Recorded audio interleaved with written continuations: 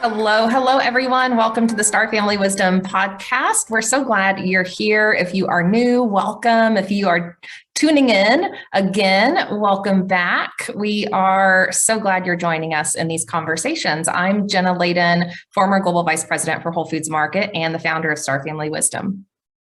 And I'm Sinéad Willihan, former special needs educator and co-host of the Star Family Wisdom podcast. And Star Family Wisdom is essentially a paradigm shifting podcast and also a community and an online school for your spiritual and cosmic evolution. And Sinead and I have been on our spiritual and healing journey for quite a few years now, but we met last year and realized that the journey and experiences that have led us here were really similar because 5 years ago, we each had experiences that changed our lives forever. So as we started to explore and process our journey and our experiences together about all things spiritual, woo, consciousness, ETs, we realized we want to share these conversations with you. Yeah, because we know that we're not alone on this planet, that ETs have always been here with us. They are still here now. And it's time for us to know that they are around and they want their presence to be known. So on this podcast, we intend to share conversations, ideas, and information, not only about ETs, on a variety of topics that are going to inspire you and support you on your journey of being human in this life and at this particular time in our human history as well. And we're going to explore ancient clues about our untold human story, real life supernatural experiences, paranormal experiences, lost knowledge, and spiritual wisdom that can help you transform your life for the better. And because we're experiencers of a lot of supernatural phenomena and ET contact, we want to have these mature, open conversations about what's possible in our universe and how we're evolving as humans. And so we want to include a variety of content for you. We love all things woo, as Jenna mentioned, and magic, mindset, science, spirituality, health and wellness, and of course, extraterrestrial, that goes without saying. And through these conversations, we want to explore how all of these topics connect to inform the evolution of our human experience. And ultimately, we want everyone to embrace a multi-dimensional reality without fear. And we are going to get a little woo and out there at Star Family Wisdom from time to time. We're here to push the boundaries, but we will ground you in the science and research and information that we have used to evolve our mindset, our worldview, and to be able to open to this incredible nature of our reality. So together, we're going to discover and remember our place among the stars. And in this episode today, we are reflecting on experiences and practices that we use on our own spiritual journey to guide ourselves and support ourselves through this experience of being human and evolving as human beings.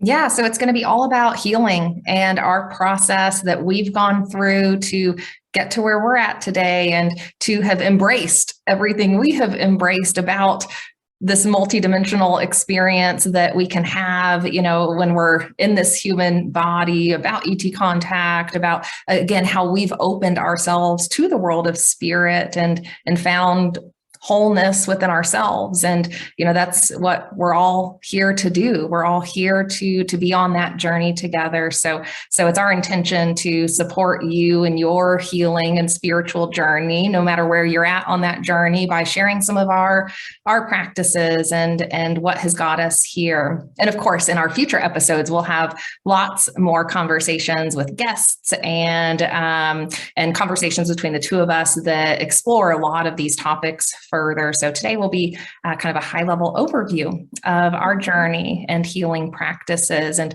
I, want to reflect just for a moment on, again, what's going on in the world. And, we've got a lot of people out there who are facing a really traumatic, situation as, Russia continues their invasion of Ukraine. And our heart goes out to everyone who is impacted and to everyone who's stepping up to help and to serve their fellow humans. And, it's how we step up during hard times and to support each other that contributes to that healing process. And so we just are with everyone in spirit. We are indeed, yeah. I mean, we really are a global community, right? We are an international community of the human race. And the illusions that we have about why we're different from each other are just that, illusions.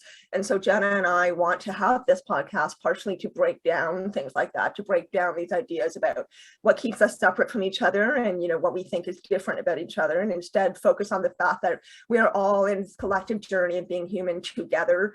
And that journey takes many, many, many forms for many people, and not everyone's reality is the same. Yeah. Yeah.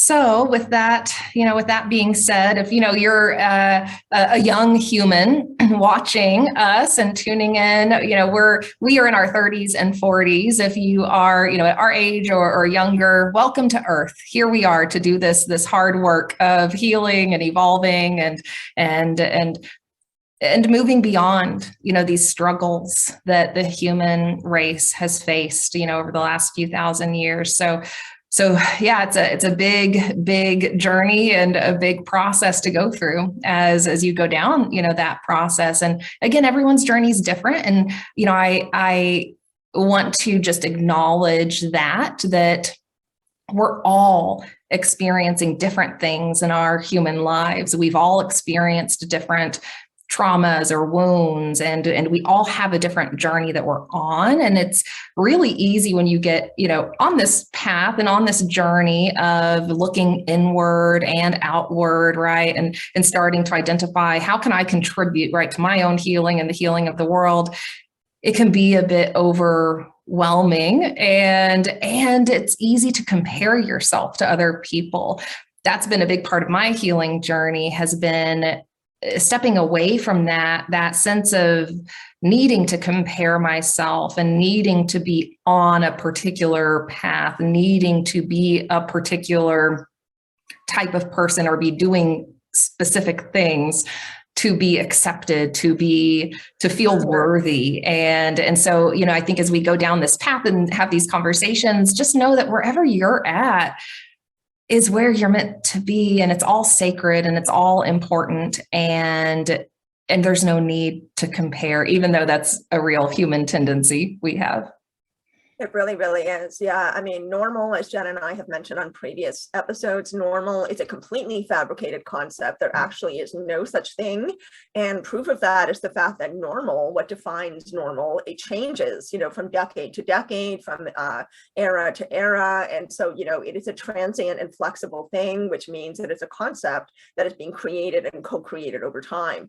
So, we encourage you not to buy into that and to instead embrace your weirdness, because we love our weirdness, and it's something we appreciate about each other. It's something we appreciate about being part of this community. And of course, we're using that word a bit, tongue in cheek. We don't really think that we're weird. We actually think we're quite fine the way that we are, but we just really enjoy talking about things that are so-called outside the norm, things that are boundary pushing, things that are, inspiring in maybe a different kind of way. And so that's why I want to have these conversations with you. Today, we're talking on a personal level about things that have worked for us on our journey. So Jenna, I love the practices that you have. You have a morning practice that I really admire. And I thought maybe we could start by talking about that, because that's a really nice way to start your day. So you have this beautiful practice in the morning to ground yourself, to start every day off. Would you like to talk about that a little bit? Sure. So I started this practice really just a few years ago. And so many of my years in my previous career were so hectic. I, was probably the stereotypical, corporate person, working way too much, not having the right boundaries in place, not focusing enough on self-care, not allowing myself to truly be centered inside, because I was constantly going, responding, reacting. And the nature of those sorts of jobs does require a little bit of that. There probably are people in retail listening, or people who support others in their work, and sometimes that requires more of you. Mm-hmm. And there are ways we can put better boundaries in place, I have learned. So, excuse me. So morning practice for years was pretty terrible. It was rolling out of bed just in time to make coffee, grab, a fruit bar or a granola bar, jump in the car, get to the office, run in there just in time for my first meeting. No time to settle and connect with myself. And while you can power through a day like that for sure, it may not be your best day when you try to power through it like that. So over time, I started to shed some of that sense of needing to be going constantly at all costs because I was scared of not doing that. And so I started to, in my spiritual awakening, realize that a lot of that going, and being on all of the time was actually stemming from this fear that I had of setting boundaries, this fear that I had of not operating that way, and then not being seen as worthy, not being seen as successful, not being seen as showing up the same way as others were. Speaking of competition and comparing ourselves. So we oftentimes find ourselves in these very competitive, situations, these situations where we, are wanting to, show up well to our boss, right? So we're going to stay in the office an extra hour when really we shouldn't be. So I say all of that to ground, the fact that I have not always had a healthy morning routine. And that has only started for me in the last few years, once I realized I was operating in a really unhealthy way for many years. So now, I'll first talk about my routine when I was working in a corporate setting, right? My day now looks a little different because of this type of work. But in a corporate setting, when I did need to be in the office at 8 a.m. every single day, I started to just wake up 5 minutes, 10 minutes earlier each day. And, over time, I would start to extend that a bit, and I would start to find ways where I could sit for just 10 minutes before starting the pot of coffee, right? So just sit in stillness for 10 minutes and connect with myself, maybe say a few affirmations, and then go on to the next thing. And then over time, that extended to maybe 20 minutes, and it turned into a little more reflection and breathing and allowing a little longer time to find that center and balance. And then over time, I got to the point where I was able to incorporate about 30 to 45 minutes of that morning routine before I started my workday. Now that required me waking up earlier.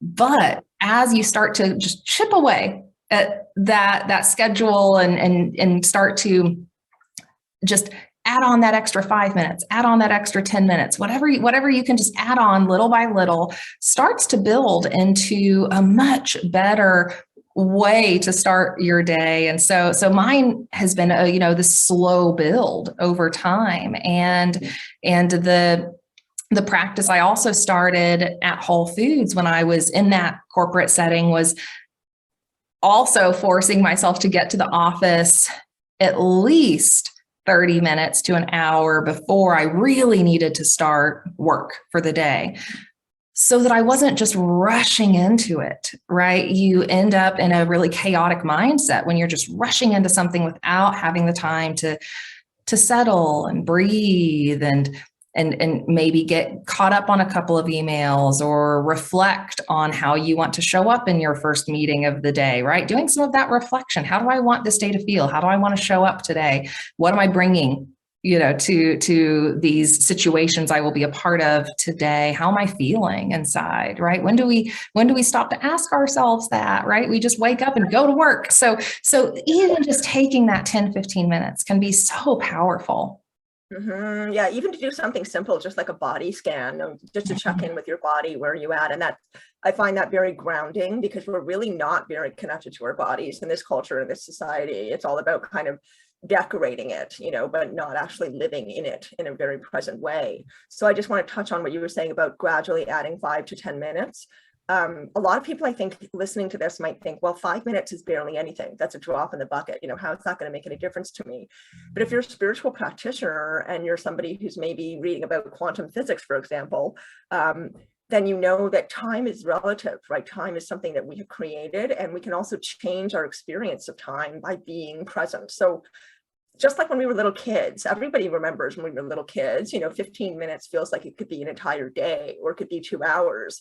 So we can reclaim that feeling by being very present and practicing being present in every moment as much as we possibly can.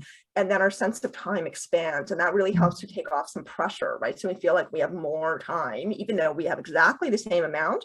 We're being present within that time differently, and that is making it expand differently, right? It's kind of like breathing. If you don't breathe, you're not really fully expanding your lungs to their full capacity, getting all the oxygen that you can get. You still have lungs, you're still breathing, right? But you're not making full use of it. So for many years, I had such terrible anxiety because I was going all of the time and never stopping to really tune in to what do I need?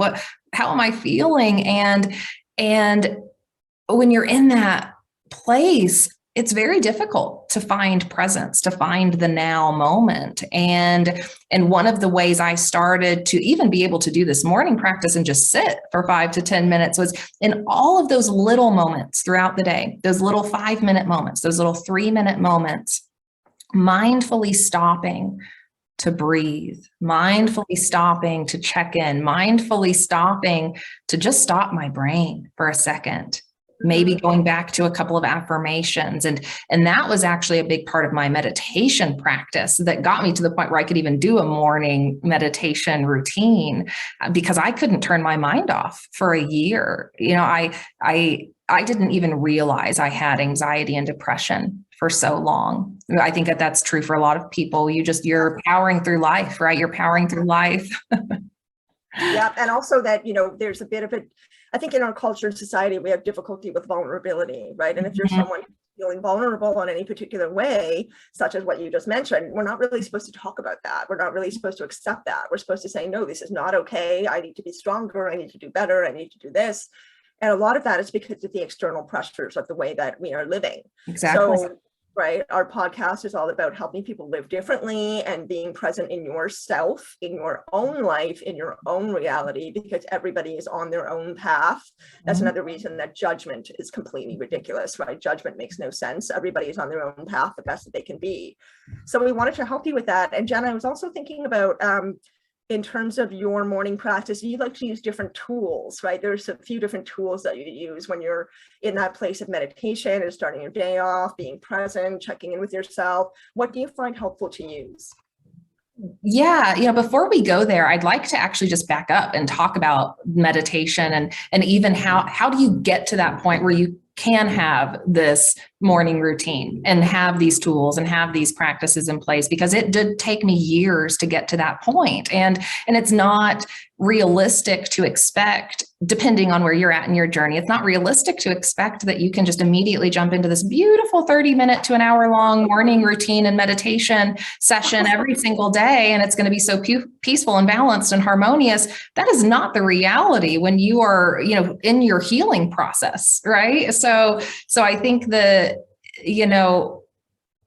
healing process itself leads to being able to establish really healthy new practices that are beautiful for ourselves, but it takes work to get there. And so one thing that actually really struck me in my journey, in my healing journey, was noticing once I did get to the point of being able to actually meditate and find some inner peace, I just stepped back and noticed how no one talks about that part of it. No one talks about that struggle part when you are coming from a place of a chaotic mindset, an inner world that's in turmoil, you're anxiety ridden, you've just got a lot going on in your life. And all of a sudden you're finding some of these spiritual practices and tools that you want to engage in, but all the rest of that is still there, right? And that's a hard moment, to make that transition. And it literally took me a year to turn my mind off. It literally took me a year to be able to find stillness between thoughts, because my mind was running constantly because of the anxiety and, the way I was operating and some of the the wounds I had, absorbed in my early life. And so that process of just noticing how my mind was operating, noticing how I was feeling in those little small moments, right? So I'd started to learn about meditation. I had started to learn about mindfulness and realized, okay, I think this is how you make those shifts, right? But it takes practice and it takes work. And so a lot of times our inner voice is very critical. Our inner voice, our thought process, the train of thought that's going on in your head as you're going about your day,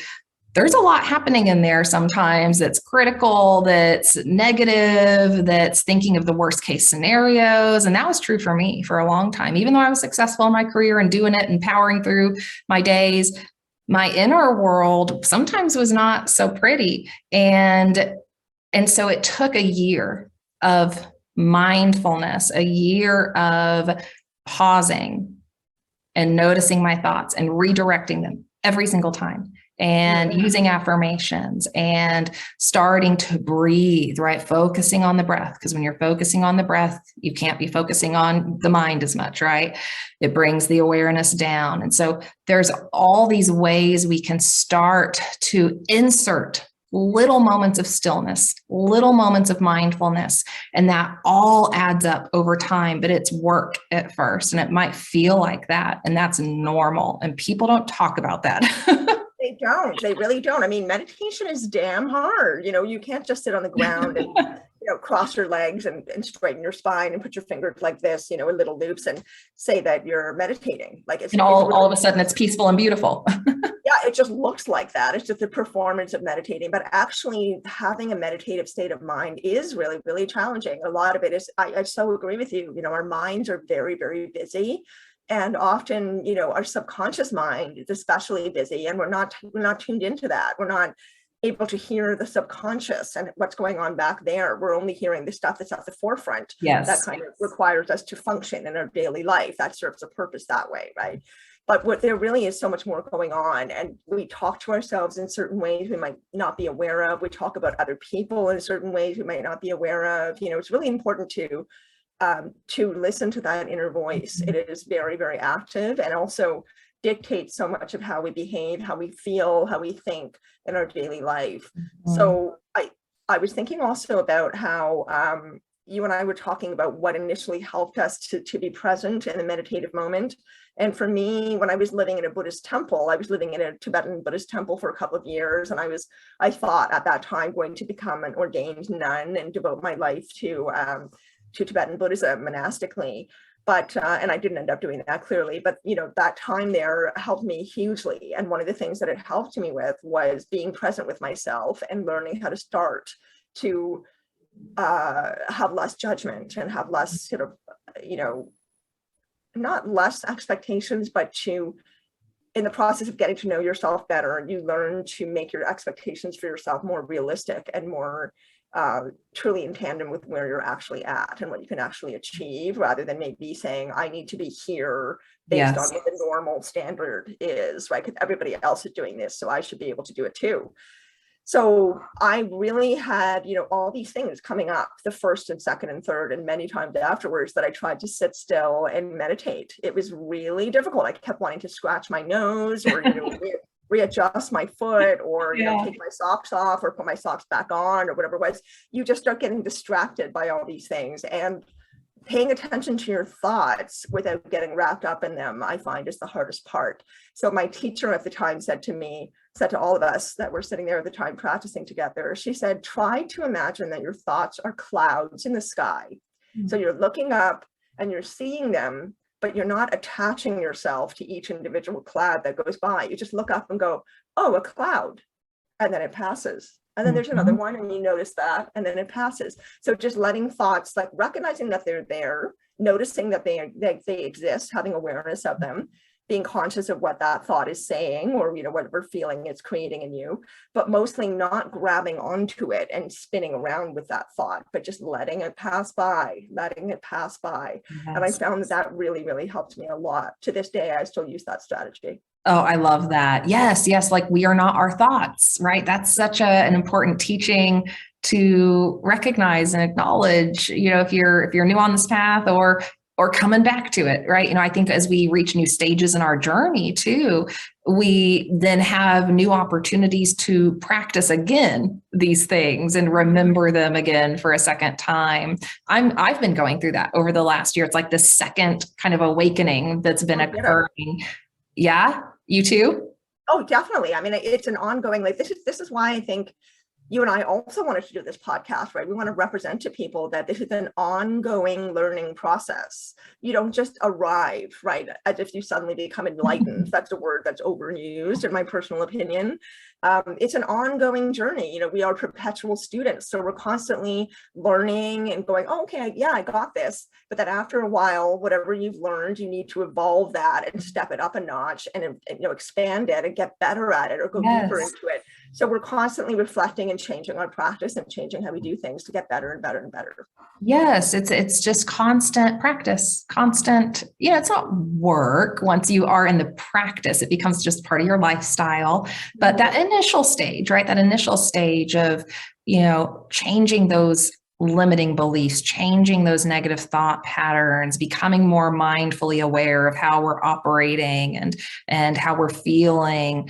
That can feel like work for a little while as you're in that. And it can be this beautiful journey of getting to the other side of that. I remember the first day I was able to meditate and literally turn my mind off. It was incredible. Gosh, after having years. I mean, anyone listening to this who's who's had their mind run constantly for years, couldn't turn it off to sleep, right? Had to smoke pot to sleep for years, which was a little bit of self-medicating, but necessary for me at the time. I was not taking other medication and it worked. Always consult your physician before trying these new things and bringing new things into your routine. But it was one of those things that, so many people are challenged with and deal with, right? So many people self-medicate because of that. And one of the healing processes we can go through is finding meditation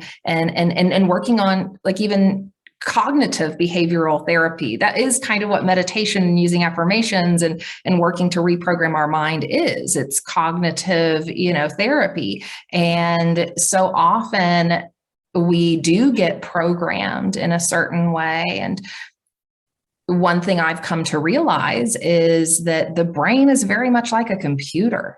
And a lot of those thought pattern loops we get into that are negative or that are negative self-talk that are destructive for us usually stem from some wound, some childhood wound or past life wound that we're carrying into this life that has allowed that neural network to form in our brain. And it is possible to change that neural network. And one of the things I've used is affirmations. So I did quite a bit of cognitive behavioral therapy techniques in addition to using affirmations. And one of the things I used pretty consistently for a while was what I call the what if exercise. And it's actually in the Masters of Manifestation course on Star Family Wisdom, because the manifestation course is a lot about changing your mind, because manifestation is all about mindset and how the mind is programmed. And so we also have tons of daily free affirmations available on Star Family Wisdom also, because you're talking about affirmations. Yes. There. If anybody needs some affirmations to get started, there's tons of free ones available to you on Star Family Wisdom. So Jenna, sorry to interrupt. Yes. You can get daily emails with affirmations that help you on your journey. You can buy a list of affirmations that I've used that have helped me. And in the manifestation course, the what if exercise is really all about reframing our negative beliefs. And for a long time, I was in this place of, what if the worst case scenario happens? Like I was in this just constant loop of fear about the negative what ifs. And a lot of that stemmed from wounds of lack and lack of financial security, lack of physical security that, was passed on to me from my family. And And so that formed neural networks in my brain that resulted in me having those kind of destructive, negative, thought pattern loops that I had to change. And so the what if exercise was writing the list of all the negative what ifs that were going through my head. So what if this goes wrong? So what if my boss doesn't like this, and then this happens, and then I get fired, and then this happens, and then I don't have any money, and then you go down this negative spiral. And so the what if exercise was writing all that stuff down, but then reframing it. So an example would have been if I was interviewing for a new job. Well, what if the interview doesn't go well? And then all of a sudden they find out I'm a fraud and that I shouldn't have even had this job. And, right.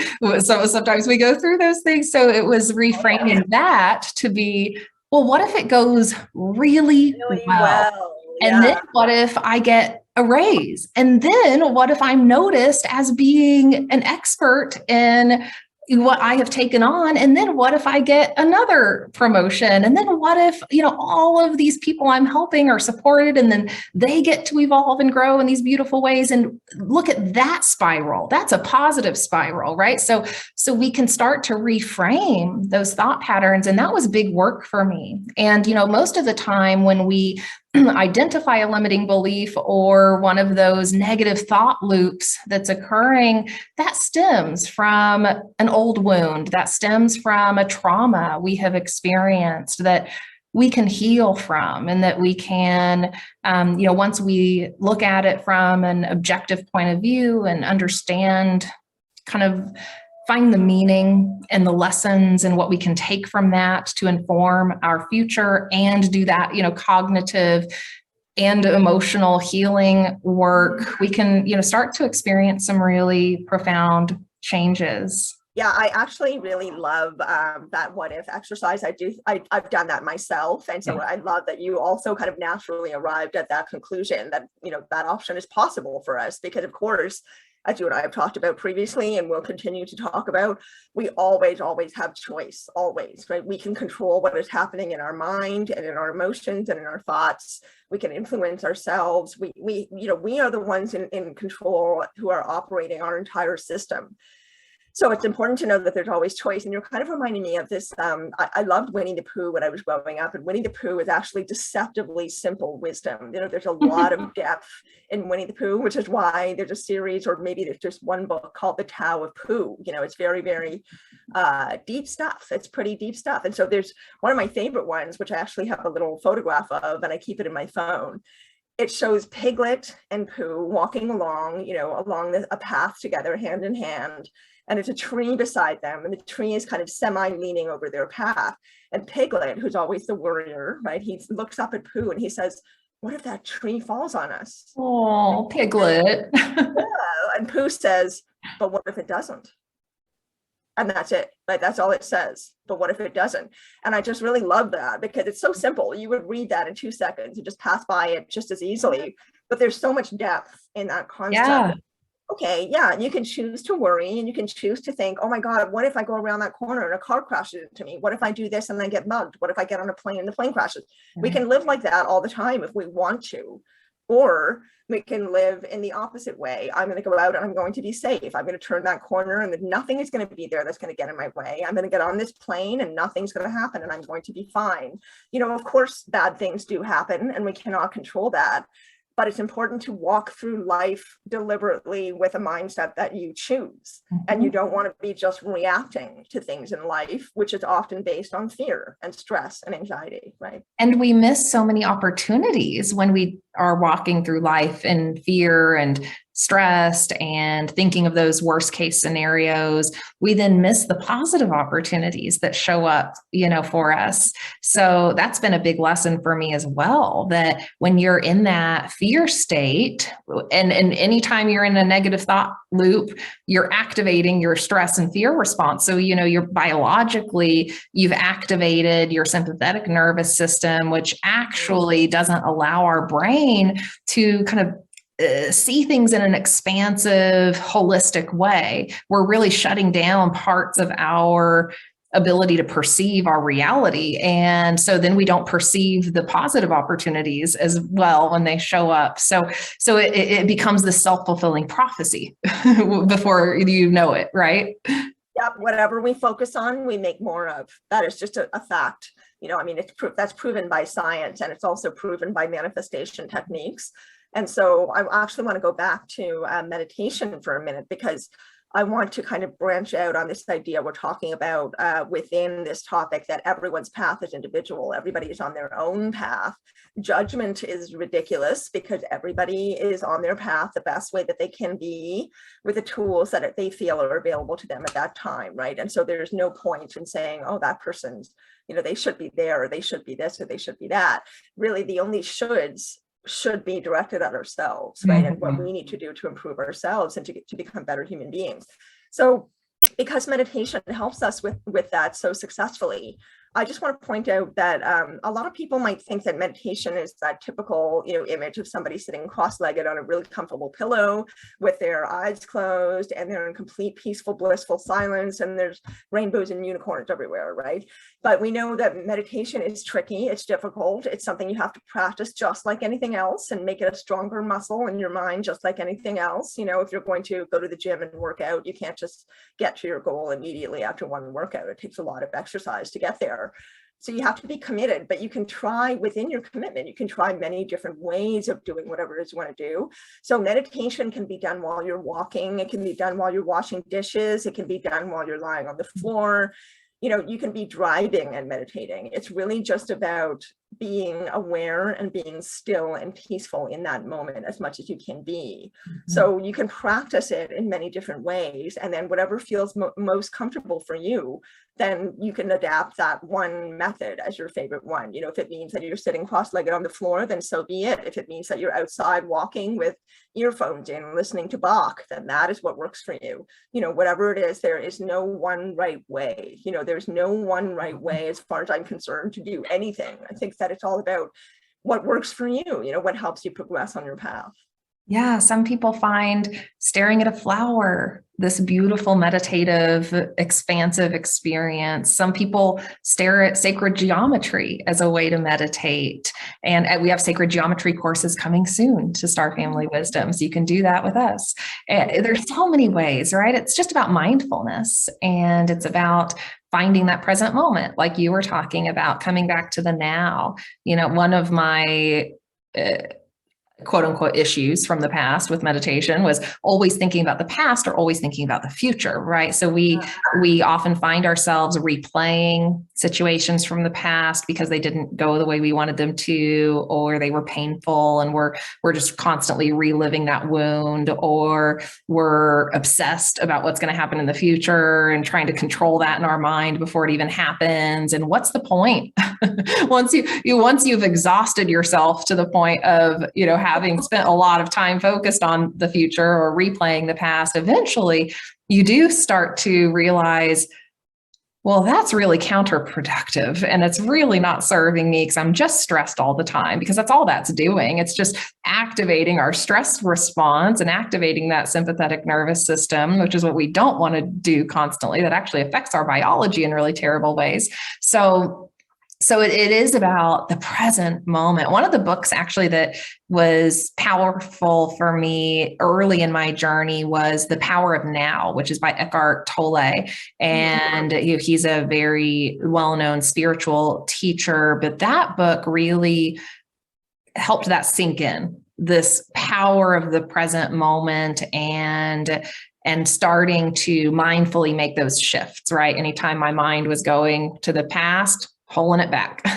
Anytime it was, obsessing about the future, pulling it back, right? And reminding myself, no, we don't have to focus on that. We just don't, right? We will consciously, in the right moments, be planning for the future, right? You want to have moments where you've scheduled that, where you are consciously planning and doing your work to plan your schedule and all that stuff, right? But we should not be in a constant state of, in a loop on that. So that's been a big part of my meditation practice, are those mindful moments to come out of the past and not be obsessing about the future, but to just enjoy the now. And I will say that is difficult when you do have wounds and traumas that have affected your sense of security.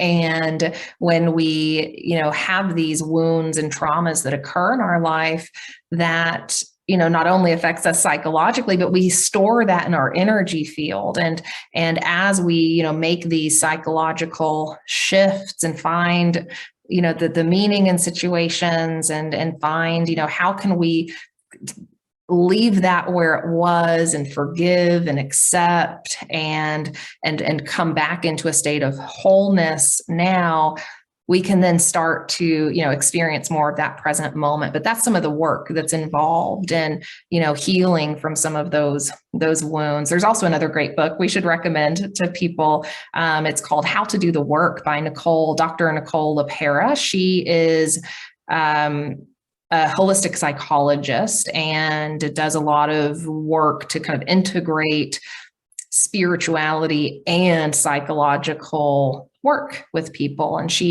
that book is all about how to do the work, your own healing process, to go on your own healing journey. So while, there's tons of tools that we offer as well, it's important that you also, learn from those sorts of professionals who have spent decades, engrossed in that healing work. And, a combination of all of these tools can be really powerful and supportive. And I did want to mention the fact that when we turn on our stress response and when we are in that state of sympathetic nervous system activation, for humans, it can be hard to turn that off. Like animals actually have a mechanism in them that just turns that off. So if you see like a deer get startled, they'll go into a state of startle, fear, right? Fight, flight, what is it?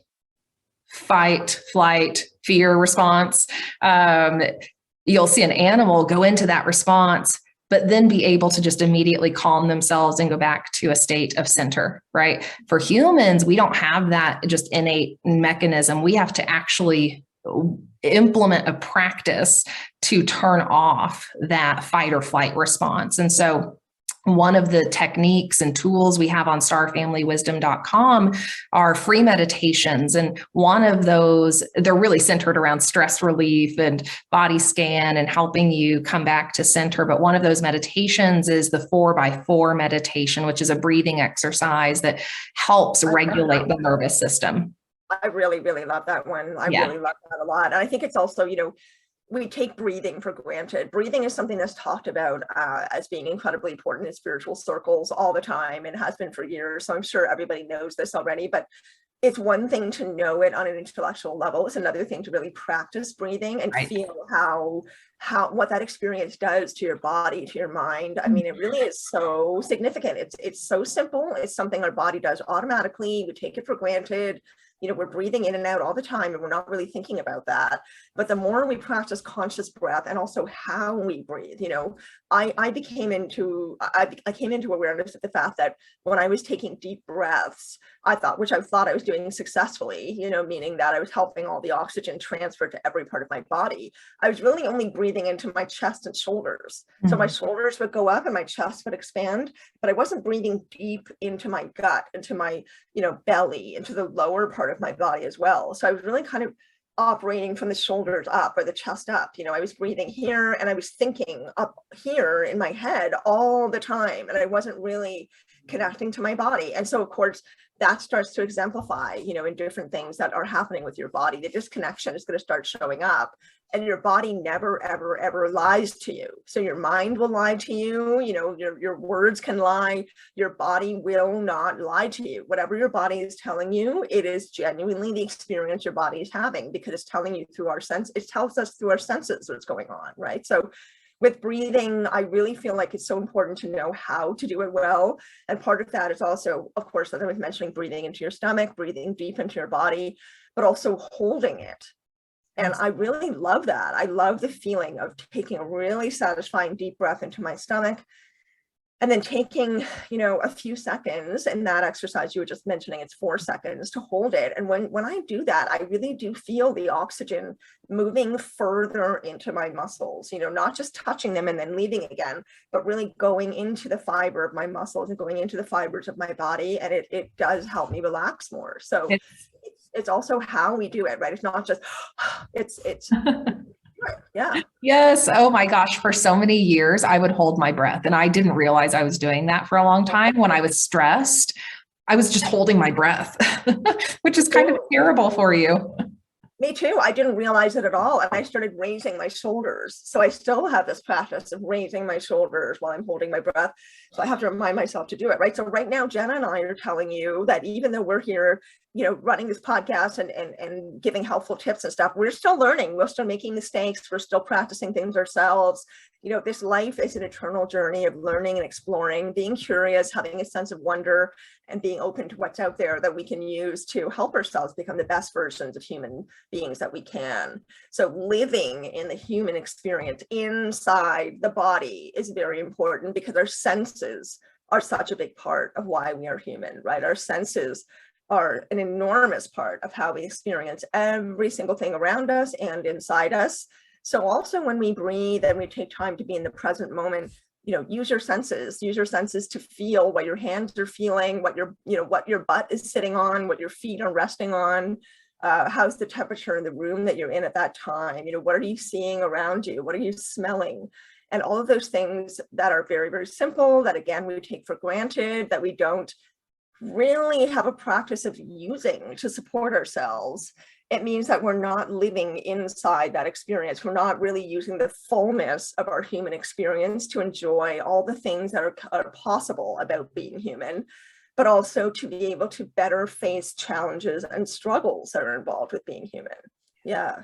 Yeah. Yeah. I think so much of our collective healing process is about identifying those wounds and traumas that we're carrying. When you think, we talked a little bit about this on the previous episodes, but when you think about the compounded generational trauma that we're all carrying from what has happened on Earth, right? We have arrived on a planet that is violent and has allowed a lot of negative extremes to occur, and that has left a lot of energetic and biological imprints on us, right? So, we hear about, generational diseases. That's actually energetic imprints that are manifesting as disease that have been carried on, right, from whatever the original wound was, whatever that original trauma was that someone took on. And so one of our big pieces of spiritual curriculum in this life at this time on Earth is to heal from that. And no matter what family you've been raised in, no matter how seemingly good, or negative it was, we all have some aspect of that, collective trauma that, we're carrying in us. And, whether that is from hundreds of years ago, or whether that's more recently from, racism and violence that, has been, perpetuated against, your family members. We are all carrying something that has to be cleared, that needs to be healed in this lifetime for us to move forward in, really positive ways. And it's a beautiful gift to arrive at a place where we can do that work and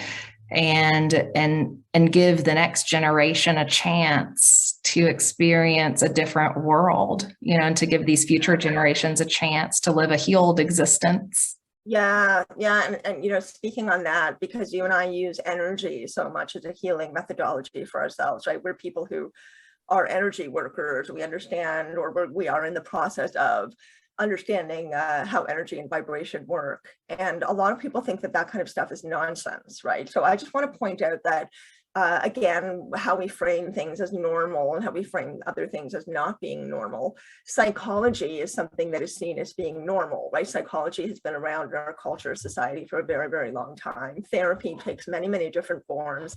people are used to this. They know that therapy is a thing. Nobody questions that anymore, right? But can we see the mind?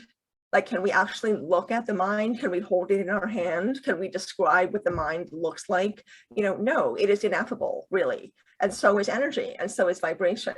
So it doesn't really make sense to me that psychology is seen as a viable way of treating, stresses and illnesses and emotional issues when we can't see it. We can't see the mind. You can't see emotion. It's not something that's tangible, right? But neither is energy or vibration, depending on the form you're looking at it in, of course. And that also serves us, it gives us many benefits in terms of healing and knowing how to address our full experience of being human, which is not just our mind. It's not just about thinking and, problem solving and using logic and using tools. Those all have a place, but so does the ineffability, which is more about, receptivity and exploring and being curious and being true to our individual paths and to what works for each one of us in our own special way. So you have to be receptive to that, to those possibilities of getting to know yourself and what you need for yourself that could be completely different for somebody else. Mm-hmm. Yeah, I love that you bring that up. I was resistant to some of the talk therapy for a long time. And while I think therapy can be extremely helpful and supportive for so many people, there is an aspect of some talk therapy that is just helping you replay old wounds. If you're only just talking about old wounds and we're not attempting to bridge that experience with the present and how we want to experience the future, if we're not doing that work to create those bridges and find the healing in that experience, it's just actually continuing to enforce the neural networks in your brain, right? That are making you not feel good from that wound. So yeah, it keeps us in a victim mentality, right? It keeps us feeling like, oh my God, I'm so hard done by. My life has been so hard and I'm just stuck in this loop and it's never going to go away and I'm going to be in this forever, right? Like that's what happens when we just replay the same records over and over and over and over again. That's one thing I love about shamanism, because when I started studying energy medicine pretty intensively, it became very clear to me that yes, the mind, body, and spirit are all connected, spirit being energy. And we do actually have an energetic blueprint for our human bodies, for our lives that, we come into this life with. And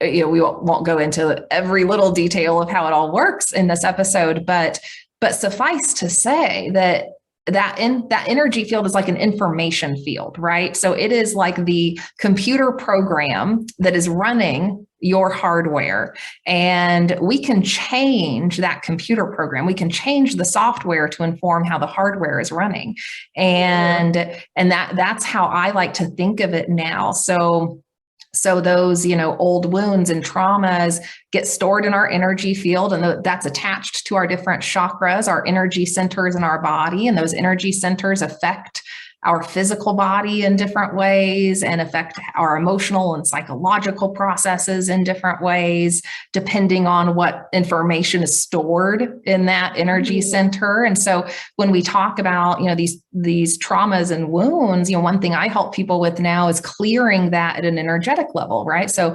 identifying where is that wound stored in someone's energy field and clearing that piece of data, right? Clearing that information from the computer system, from the software, so that then the hardware, the body, the mind can upgrade, can return to its original divine blueprint, I like to call it now.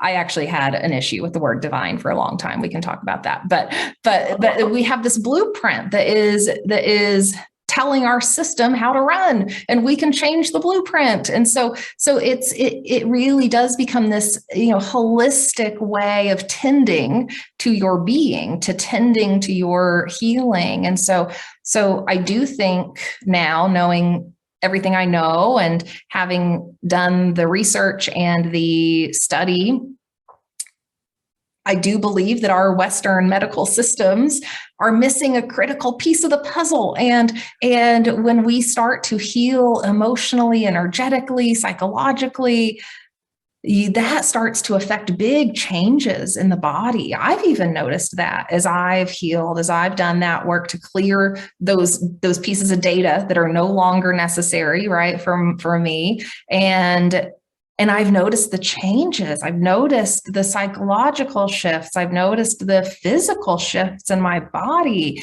And it's incredible that, we have these tools now. And so I do encourage people to explore the world of energy and to explore energy medicine. And I think energy medicine is the future. Like, energy medicine is our future. Well, like, there will always be a place for Western medicine. There will always be a place for some intervention in the most critical situations, right? Western medicine has, brought us a lot of good in that way. We have the ability to do surgery and, do some, more intensive interventions when needed, but we want to get to the root of the problem, right? A lot of our Western medicine solutions are Band-Aids. And then, part of our healing journey can be finding the root of the issue. And usually what we're getting in some of these other systems are Band-Aids, and we're not actually healing that root issue.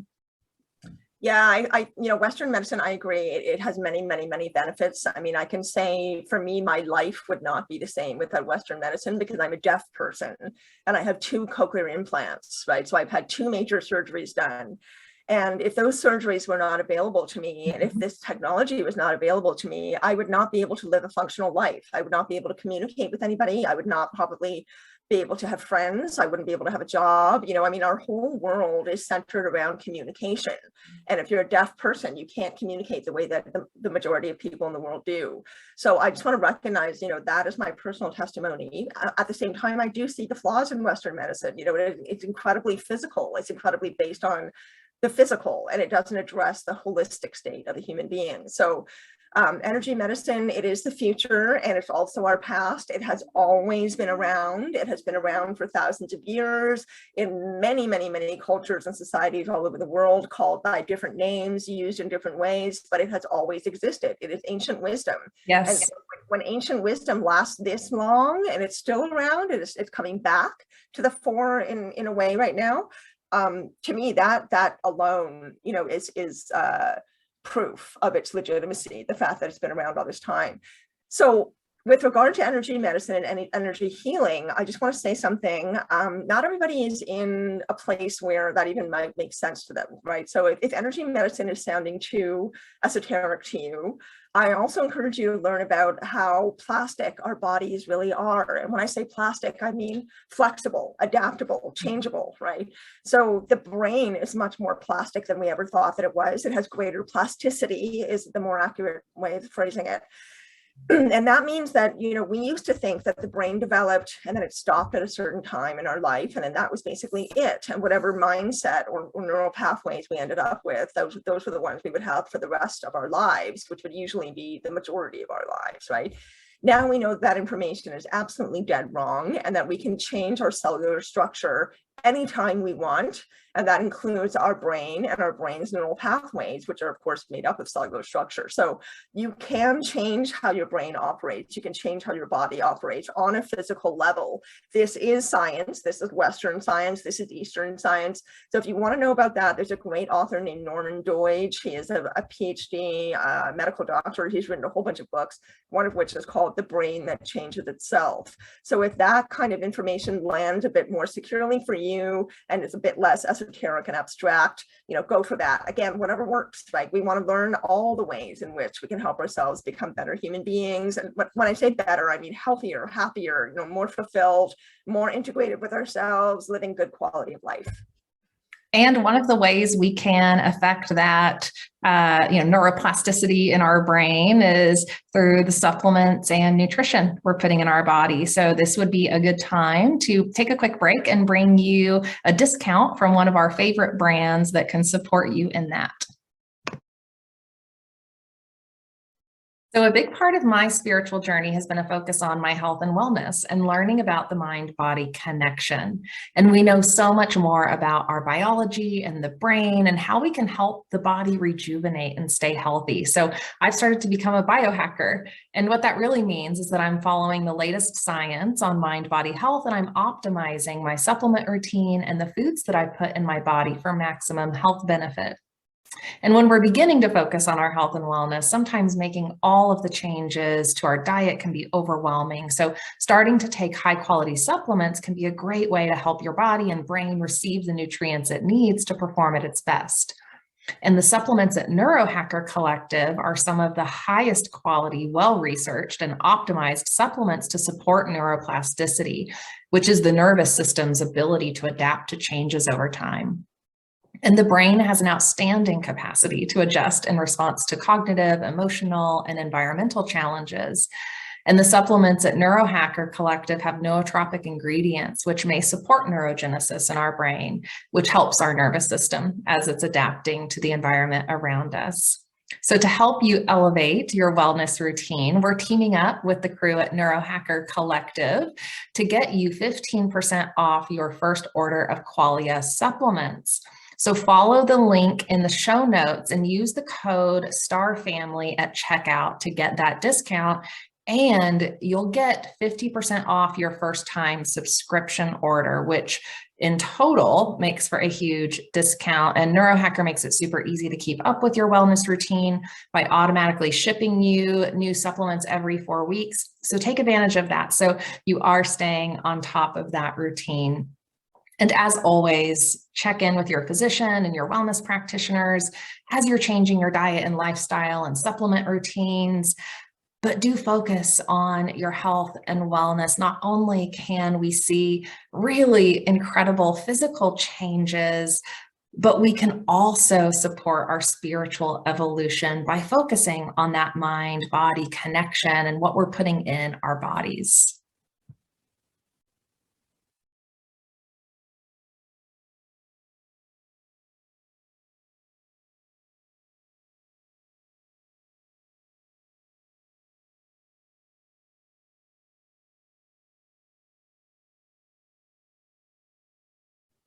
Welcome back, everyone. So we've been talking a lot about our healing journey, meditation, the work, that comes with that healing journey, and some of the tools and practices we've used. And Sinéad is a former Buddhist monk. What would you call yourself? Nun in training. I was nun in training. I guess the women are called nuns, right? Yes. Okay. Thank you for that. So Sinéad was a former Buddhist nun for a while in her life, which was a really important part of her spiritual journey. And I would love for you to share about that, because I think, a lot of people find themselves on this path and seeking a community, seeking, some tradition that they can attach themselves to, or they get invited in to communities by gurus or by teachers. And we've talked in a previous episode about discernment and how in everything we're intaking, whether that's media, whether that's spiritual guidance, we all should be practicing discernment in that, and that it's very easy sometimes when in that seeking place to get caught up in something that's not as healthy as we hoped it would have been. And so I'd love for you to just share about your experience, because I think it probably resonates with more people than we realize it will. Yeah, I think so too. I mean, I think, we were talking about the concept of normal not being real. I think even the concept of normal is a little bit culty, right? Like there's a lot of collective thinking that we all engage with. Yeah. Is much more about following the norm than it is about actually evaluating whether that norm, whatever it might be defined as, whether or not it actually serves us, right? So I think discernment is absolutely important in whatever area, as you were pointing out. So what happened for me was, this is an incredibly long story, so I can't possibly go through all of it. But basically what happened was, again, I've always been a seeker. I've always been a quester. I've always been someone that felt that there was more, even though I didn't know what that more was. I just have this feeling there's more out there. There's something that is right in front of me that I can't see, and I have to try everything I can to find out what it is. And so my parents actually went through a really terrible divorce when I was 17 years old. And my father is very anti-religion.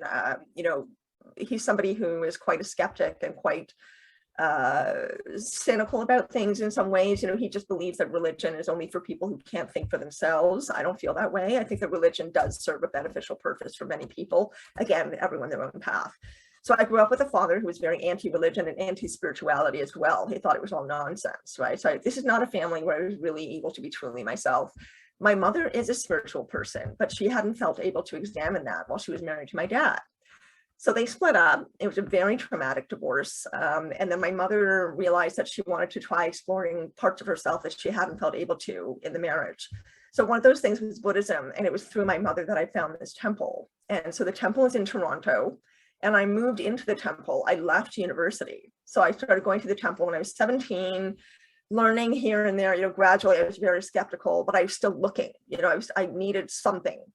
And people there were very warmly welcomed. The woman who was running the temple, who was an ordained Tibetan Buddhist nun, she was very charismatic, very, very charismatic, and very, very intelligent and very charming. And I just want to say those three things with emphasis, because this temple turned out to be a cult. It really was very culty. It didn't start off that way, but the bigger it became, the more people came, the more money was involved, the cultier it got. Mm-hmm. And so often people who are the leaders of situations like that will be highly intelligent, highly charming, and highly, you know, just engaging in a number of ways, right? So I felt compelled to explore at this place. I eventually dropped out of university. I was 19. I was very much pressured to do that. So even though at the time I was like, oh, this is my decision, really, it wasn't. And I moved in and I started dedicating my life to the practice of Buddhism, you know, as my whole life. And that I was going to become an ordained nun. I was going to dedicate myself to a vow of poverty and a vow of service. Wow. And so I had already started that. So I gave away everything that I owned.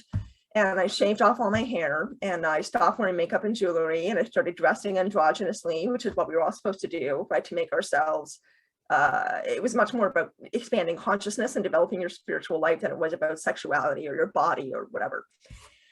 And then, long story made short, I was there for a few years, and it definitely served a great deal of benefit for me. You know, I learned a great deal about death and dying, because after I dropped out of university, I started working in long-term care hospitals and in hospice situations, because we were supposed to be of service, right? We were supposed to take a vow of poverty and a vow of service.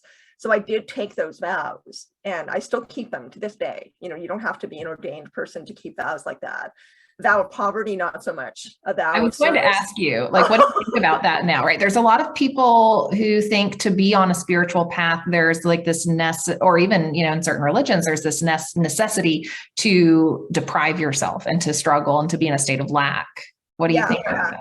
I don't agree with that. I think that the vow of poverty is very symbolic in a lot of ways. It doesn't have to be literal. It can be mostly about realizing that sustenance comes from many other things that are inside yourself and in the natural world, rather than from money, right? So it has symbolic meaning as well, but ultimately it's because nuns and monks are not supposed to live in a state of abundance or a state of great comfort. Suffering is supposed to help them become more wise, right? So is there a place for that? Yes, because suffering can make us wiser if we choose to address it that way. But I don't think it's necessary to live your entire life like that. And I agree. Too far, right? Yeah, so I think ongoing suffering is absolutely, I will just state this, my understanding is it is absolutely not the intention of our life and experience. When we come into a physical body, we are not supposed to be suffering constantly, right? No. And in Buddhism, I mean, there's another point that I should mention. In Buddhism, because it does have this specific belief system, the belief is that if you take on that vow, right, to live a life of poverty and to, let's say, suffer a bit because of that, that you are actually doing that as a way of deliberately cleansing yourself of previous karma as well, that your suffering is meant to sort of balance out your karma, right? So that you can burn off some of the things you may have done to other people in past lives, or ways in which you cause suffering in this life, that you can burn some of it off by suffering yourself. That's the idea, right? So the idea is noble, but, you know, does it always work like that? I wouldn't say so. Again, everybody in their own way. I mean, Siddhartha, who is a real person, Prince Siddhartha, who became the Buddha, Yeah. he did that very much on purpose. You know, he became an Right. ascetic. And so for him, the result was enlightenment. So I really think that it maybe it works for some people. I'm sure that it does. There are many, many wise people around the world and through history who have done things like that and who have gained wisdom as a result. I just don't think that anything can be said as a complete blanket statement that can be applied to all human beings. Agreed. Because his situation, like the Buddha situation, was also different. He came from being a prince in this like lavish, luxurious environment, had never been exposed to any of the real life things in the world. And then once exposed to those real life things and the suffering that, you know, was occurring, he felt this need to then experience that himself for the purpose of enlightenment. That is a very unique situation that not all people are in. And so again, like you were saying earlier, each to their own, everyone's on their own journey. We all have our own karma to heal. We all have our own pieces of enlightenment to gain in this life. And yeah, that one size fits all to me doesn't feel quite right. Oh no, yeah, a one size fits all definitely does not, it just is unrealistic. It just cannot be true. You know, it just cannot be applied realistically at all. But you did just touch on another aspect of why suffering is a part of the Buddhist monastic or the Buddhist sort of spiritual practice experience, because you're right that Siddhartha actually deliberately sought out the experience of humans around his palace. He went out to find out how those people were living.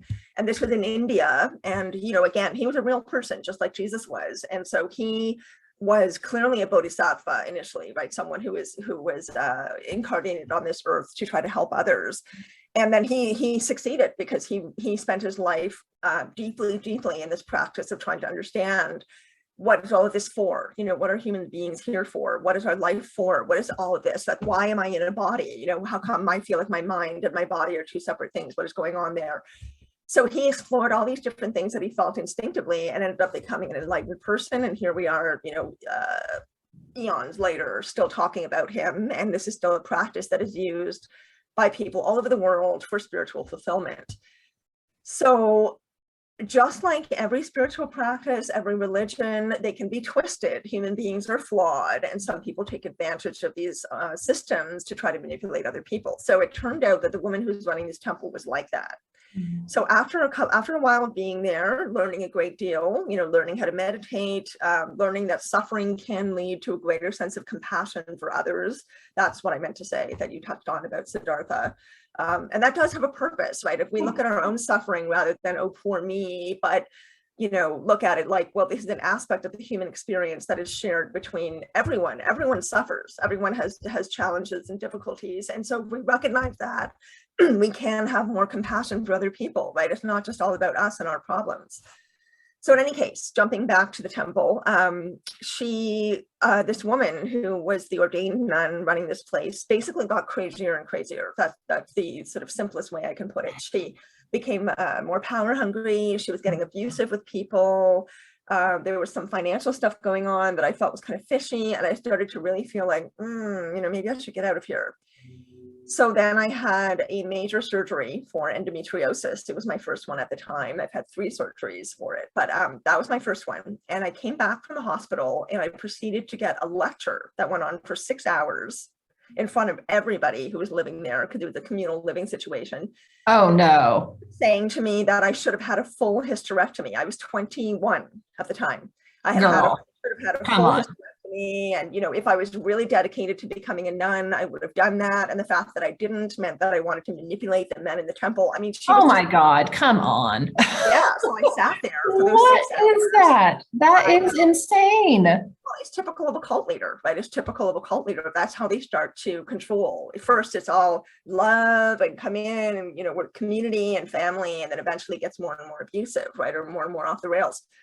So anyway, so I sat there for those 6 hours, just nodding and being very good and cooperative, because I didn't give a damn what she was saying. And in my mind, I was planning how I was going to leave that night.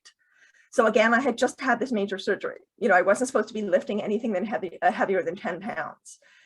But somehow, with a whole bunch of other people living in this temple, it was a very large house. I managed to sort of store things all over the temple, called my mother at 2 o'clock in the morning and asked her to come and get me. And I escaped at 2 o'clock in the morning, and then went through basically 10 years of healing from this process. Is that So, because you felt like you couldn't just leave in the daylight? Like they wouldn't just let you leave? yes, they wouldn't have let me leave. That's what I felt. Wow. I thought that they would have said, no, we can't let your ego get the better of you. This is samsaric thought. This is basically sinful thought. We must help you by keeping you here. So I knew I had to get out, and then I was absolutely shell shocked. I had lost the majority of my friendships. I dropped out of university. My family, my parents had gone through this terrible divorce. My family was fractured. So all these pillars that we sort of rely on for stability in our lives, the rug had been pulled right out from under me. So at the time, it was extremely stressful. I was in a state of shock. Absolutely. I couldn't look at or be around the Tibetan Buddhist colors for a very long time, because it was like a post-traumatic stress response. I bet. Yeah. But I really just have always felt that there's good in everything. There's good in everyone, and there's good in everything, and it's all about perspective. So my phrase at that time, my mantra for myself was, don't throw the baby out with the bathwater. That was my mantra. So I started looking for, how did I benefit from being in this situation? Like, what are things I learned? What can I take with me? And what do I want to leave behind? So that was the first step, I would say, towards my healing process. So again, mindset and choice and perspective and reframing your experience, so that you can feel that you can make use of it, that you can utilize it. You are not a victim. You are not someone who's just flattened on the ground while life stomps all over you. You can stand up and say, I am choosing to not engage in this, or I'm choosing to engage in that. And then it was just a really, really, really long, slow process of rebuilding myself. But the thing is, at the time, I thought that I had to go back to being normal. I thought that this was a sort of blip in time in my life, because I had no idea at that point that I was connected to ETs, that I would be doing this work. I mean, this was not a part of my life at all. And I didn't even consider myself a spiritual person at that point. I just thought I was a seeker and I was a quester, right? So I didn't even have full vocabulary for what I was trying to do with myself. I just felt this drive to just keep going. A lot of this was wordless for me, and it was instinctive, but really it was a drive to keep healing myself, right? To keep progressing on my path, and to not let this experience only be made up of trauma, and not see it as, 10 lost years of my life, and everybody else my age has now gotten married and finished university and started careers, and I'm behind. I could have felt that way if I wanted to, and I did feel horribly insecure for a very long time, but I just kept striving to feel differently, and to have a different perspective, and to really empower myself with the experience, rather than seeing it as something that I had to hide and that I should be ashamed of. Right. So, a lot of healing really, really, really is about choice, about choosing how we want to think, choosing how we want to feel, choosing to be resilient, to not give up, to keep persevering, right? To keep exploring, to keep being curious. And really, I couldn't really help myself. I really thought it was a one-off experience, but again and again and again, I've come back to, there's more, and I have to find out what it is. And then now I know what it is, because the ETs, arrived and bonged me over the head with the cosmic frying pan in 2019. So I didn't really have a choice. Yeah. But it's all been for a purpose. It's all led me to where I am now. And so I can't not feel grateful for that, even though it was incredibly traumatic. My father has never gotten over it, because we lost touch with him I lost touch with him a couple of years when I was in the temple. But I just really firmly believe in taking ownership of our experiences, and using them for ourselves the best that we can. That's big. Wow. Wow. Wow. I'm just processing how monumental that experience, was in your life, and what just powerful learnings about, who we attach ourselves to and who we learn from. And I think, I think a lot about how, so many of us find ourselves in situations where we might have a leader, boss, nun, whatever it is, that is a little abusive or is seeking to control you or us. And that's like one of those signals, right? Anytime a leader or someone, seemingly in charge is seeking more control, more power, and preventing you from being yourself fully and being free in yourself, that's a red flag. That's a signal that something's wrong, right? Because we should be in our spiritual practices and whatever organizations, we're a part of, those should be uplifting us, helping us become more of who we truly are, helping us find our passions, helping us live more freely and more joyfully. And if that's not occurring in whatever the situation is, something's wrong. Definitely. Right? Yeah. And of course, people who do that, meaning those leaders, those kinds of leaders that we're talking about, they don't make it easy to see that, right? I mean, they're often very intelligent, very manipulative, very charming, engaging people. And so they will disguise, I've had a couple of those in the past. Everybody has. And, honestly, cults, again, there's this idea that cults are something that is separate from normal society, right? That is outside of normal society. It's something like Waco in Texas or whatever. But cultiness is all around us. My media is culty, advertising is culty. It's all about, look here, this is the thing that is going to make you feel amazing. Come here, right? We're going to, like, all you need is this shampoo and you're going to feel fantastic for the rest of your life and you'll never not look like you're 25. Right?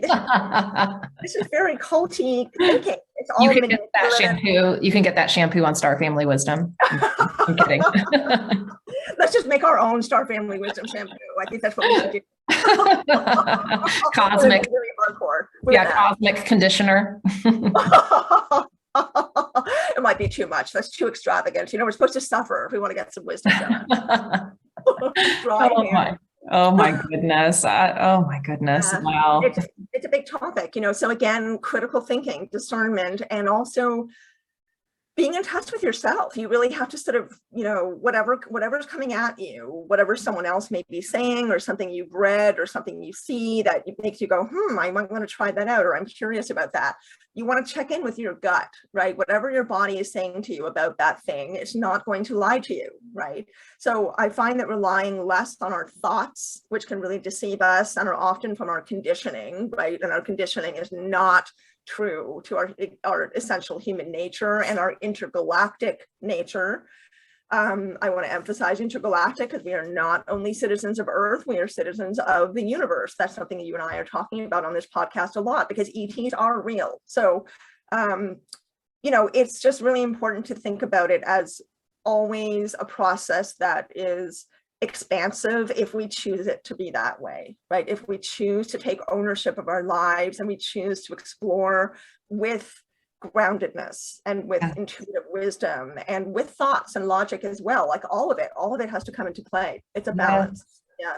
Yes. Thank you for sharing that story. I recognize that, how big that is, for you in your life, and again, how affected you were by that. And I'm just so impressed by you and inspired by your ability to see the good in whatever situation has been presented, to seek that healing, to seek that, next evolution of yourself. And I think that is just so wise of you and beautiful that you've been able to get there. It took me longer to be able to even start that process of seeing, the possibility, seeing the good, finding the lessons. And I just love that about you, that you carry that as like a part of yourself, as a part of your core beliefs.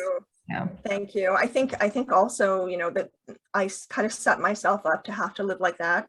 So I think that's one of the reasons that I became a teacher. And when you're a teacher, you are in front of young people all the time. You cannot hide from them. You have to be as authentic as you can be.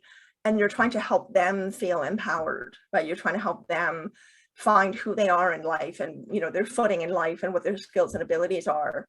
So you have to be able to see kids who don't think much of themselves. You have to be able to see their positive skills and abilities and, help them see them too. So I think that putting myself in a position where I had to support others and I had to help others see the best in themselves, which of course I also wanted to do. I mean, that's a big part of why I became a teacher, but it helped me continue to practice that, and so I was kind of lucky that way. You've had experiences in Whole Foods as well, where you felt like you were able to practice at the time a dormant spiritual side of yourself that was manifesting in all these ways in your job, and I felt that too. I felt like, in reflection, when I think about many experiences that I've had teaching, a lot of them were spiritual practice because it comes from the heart. It comes from caring. It comes from wanting to do well for yourself and for others.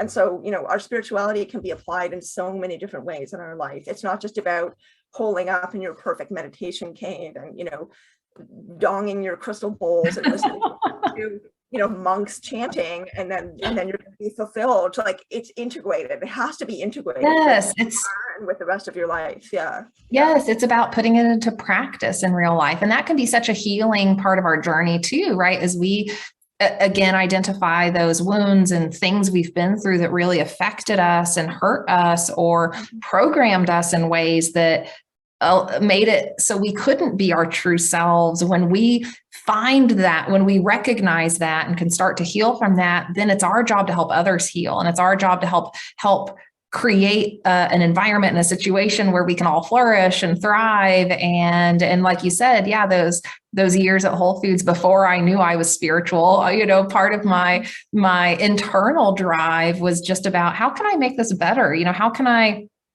I help this team function better? How can we be, more successful in what we're doing? And how can we make the customer experience even better? And how can we, get rid of some of the dysfunction over here? Whatever it was just all about, like, how can we just make this a better experience for everyone?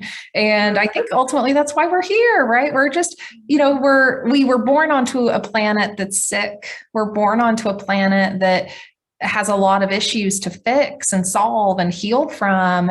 And ultimately, our goal in life, in any incarnation, is to find our true selves and live our true selves authentically and have fun doing it and create beauty while we're doing it and create fun, fun experiences for all of us, and to live in harmony and to have community and to live in a way that is allowing everyone to be their truest selves in a way that serves the whole. And that's possible. And so, we're here to try to make that a reality on earth. And it requires these healing journeys to get there.